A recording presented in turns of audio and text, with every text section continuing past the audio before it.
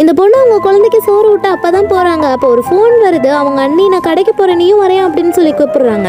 எந்த வேலையுமே மனசுல வைக்காம சரி ஓகே அண்ணி அப்படின்னு சொல்லிட்டு உடனே கிளம்பி போயிடுறா. ஜவுளி கடைக்கு தான் போயிருப்பாங்க. அவங்க அண்ணி 30,000 சேலை எடுத்துட்டு வந்திருப்பாங்க. உடனே இவ்வளவு வீட்டுக்கு வந்துட்டு அவங்க ஹஸ்பண்ட் கிட்ட அவங்க 30,000 ரூபாய்க்கு சேலை எடுத்தாங்க, எனக்கும் அது மாதிரி வேணும், வாங்கி தரையா இல்லையா வாங்கி தரையா இல்லையா அப்படின்னு சொல்லிட்டு சண்டை போட்டுட்டே இருக்கா. அவங்க ஹஸ்பண்ட் உன்னாலதானே ஊர் ஃபுல்லா கடன் வாங்கி வச்சிருக்கேன், ஏன் புரிஞ்சுக்காம பண்றேன், 30,000 ரூபாய்க்கு சேலை கேட்டா நான் எங்க போவேன் அப்படின்னு சொல்லாம இவ பிளாக்மெயில் பண்ணிட்டு இருக்கா. இவங்க ஹஸ்பண்டால முடியாம சரி வெளியில வா நம்ம போலாம் அப்படின்னு சொல்லி கூப்பிட்டு போறாங்க. அதனால கடன் ஒவ்வொருத்தாள்கிட்ட கேட்டுட்டு இருக்காங்க. ஏற்கனவே 1 லட்சம் வாங்கியிருப்பாங்க. அவங்க கிட்ட கடன் கேட்ட உனக்காக ஒண்ணு நான் காசு கொடுக்கல, உன் பொண்டாட்டிக்காக தான் நான் காசு கொடுத்தேன், ஏற்கனவே கொடுத்த காசுக்கு வட்டி கொடு அப்படின்னு சொல்லி திட்டுறாங்க. இவங்களும் கூட்டு போயிட்டு சேலையும் வாங்கி தந்துடுறான். இப்ப அவங்க பொண்ணு எனக்கு கார் வாங்கி தரையா இல்லையாப்பா அப்படின்னு சொல்லி சண்டை போட்டுட்டு இருக்கா. அவங்க அம்மா மாதிரியே பண்ணிட்டு இருக்கா. அடுத்த நாளும் அதே மாதிரி அவங்க அண்ணன் கால் பண்ணிட்டு நகை கடைக்கு போகணும்னு சொல்றாங்க. கம்மல் எடுத்துட்டு வந்திருப்பாங்க. வீட்டுக்கு வந்துட்டு அவங்க ஹஸ்பண்ட் கிட்ட எனக்கும் கம்மல் வாங்கி தாங்க, அங்க நல்ல டிசைனா இருக்கு அப்படின்னு சொல்லிருப்பாங்க. இவங்க ஹஸ்பண்ட் என்னால முடியாது அப்படின்னு சொல்லிட்டு போயிடுறாங்க. இப்ப திரும்ப வீட்டுக்கு வராங்க. அவ பிளாக்மெயில் பண்றதுனால கதவு பூட்டிடுறாங்க. அதனால கதவு பூட்டினியா நான் வீட்டை விட்டு போறேன் அப்படின்னு சொல்லிட்டு அவங்க அம்மா வீட்டுக்கு போயிடுறா.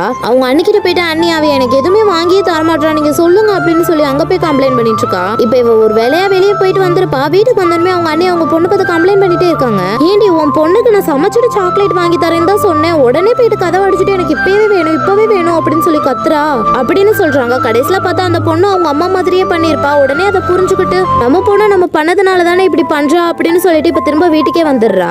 அவங்க ஹஸ்பண்டுக்கு சமைச்சு போடுறா. அவங்க ஹஸ்பண்டும் பயப்படுறாங்க. டீ கொடுத்துட்டு அவ்வளவு சமாளிப்பா, இன்னைக்கு சமைச்சு வேற போறா, என்ன பண்ண போறான்னு தெரியல அப்படின்னு. எப்படியே இவங்க 3 பேர் ஒண்ணு சேர்ந்துடுறாங்க. கடைசியா பார்த்தா அந்த பொண்ணு நைட்டு தூங்குறப்ப எனக்கு வாங்கி தரீங்களா இல்லையா அப்படின்னு சொல்லி கத்திட்டு இருக்கா.